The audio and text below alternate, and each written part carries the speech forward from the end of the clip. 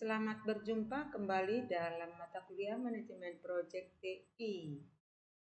Pada hari ini, pada saat ini kita berbicara tentang manajemen komunikasi, lanjutan daripada yang sebelumnya sudah kita bahas, yaitu tentang konsep-konsep yang sudah saya sampaikan sebelumnya.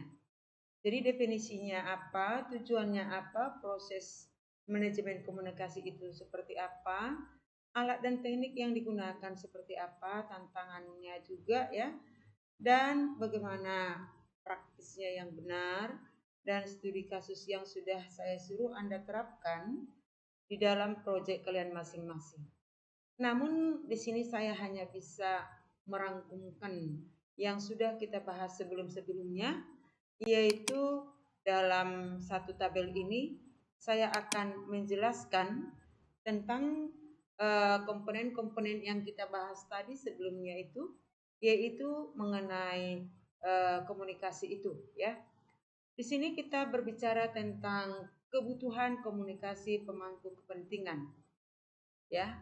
Di sini bahwa kebutuhan informasi setiap stakeholder itu perlu diidentifikasi.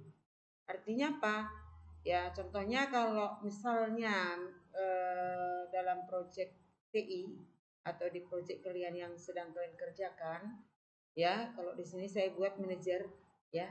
Manajer ingin laporan mingguan, developer butuh update harian, ya. Artinya di sini bahwa identifikasi daripada pemangku jabatan kebutuhan informasi tersebut, ya, setiap stakeholdernya ya harus update, gitu dia. Kemudian ada di sana perencanaan komunikasi ya, atau communication planning.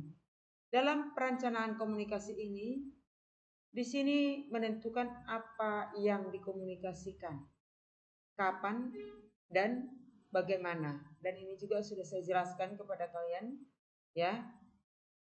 Apa yang dikomunikasikan harus jelas, dan kapan itu dilakukan harus jelas, dan bagaimana caranya, apakah dengan Zoom atau pakai tatap muka atau mungkin melalui Google Meet dan sebagainya. Bisa juga hanya melalui WhatsApp yang sekarang ya, kemudian bisa juga melalui email mungkin atau apalah ya. Jadi artinya di sana contohnya saya kasih di sini, rencana komunikasi itu misalnya rapat sprint setiap Senin ya, laporan status setiap Jumat. Nah, ini penentuannya sudah ditentukan jadwalnya, jadi nggak tiba-tiba dia. Sehingga dengan keadaan ini maka semua sudah ada pertanggungjawaban dan persiapan masing-masing.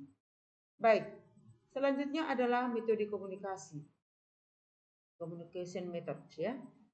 Jadi metode penyampaian informasi itu seperti apa? Nah, ini tadi yang saya bilang di sini. Ya. Apakah dengan rapat tatap muka, apakah melalui email dan seterusnya. Kemudian alat komunikasinya apa? Ya. Alat yang digunakan untuk komunikasi kan banyak. Ya, mungkin bisa melalui ini ya, Slack atau Microsoft Teams atau yang lainnya, ya. Kemudian arus informasinya, bagaimana information flow-nya, alur distribusi informasi agar jelas dan tepat sasarannya. Contoh ya, dari PM ke developer ya, atau developer ke PM mana ya. Kemudian pelaporan. Dalam pelaporan ini ya, statusnya bagaimana progresnya. Artinya dia itu harus tahu progres daripada suatu proyek itu sampai batas mana sudah, dan itu dilakukan berkala. Jadi contohnya status reportnya atau daunnya, daun catnya ya, dan seterusnya. Kemudian dokumentasi ya. Pada pendokumentasian ini yaitu pencatatan resmi terkait keputusan dan perubahan. Jadi ini misalnya di dalam notulen rapat harus ada notulen rapat.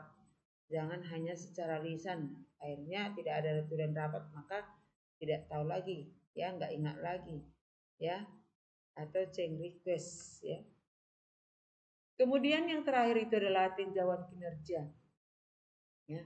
Dalam tinjauan kinerja ini perlu adanya evaluasi efektivitas komunikasi. Ya, yang bagaimana yang dikatakan dengan efektivitas. Jadi dievaluasilah apakah memang cocok lagi dengan tatap muka kalau dihitung dari segi biaya atau dan sebagainya, atau mungkin harus menggunakan rapat yang jadwalnya sekali sebulan, apakah itu cocok. Jadi itu dievaluasi.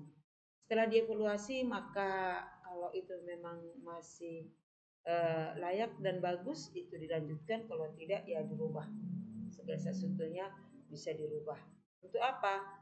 Untuk ya keberlanjutan daripada proyek itu biar sesuai dengan yang diharapkan. Mungkin itu yang perlu saya sampaikan karena sebelumnya juga sudah saya jelaskan banyak ya, mulai daripada definisi sampai dengan studi kasusnya.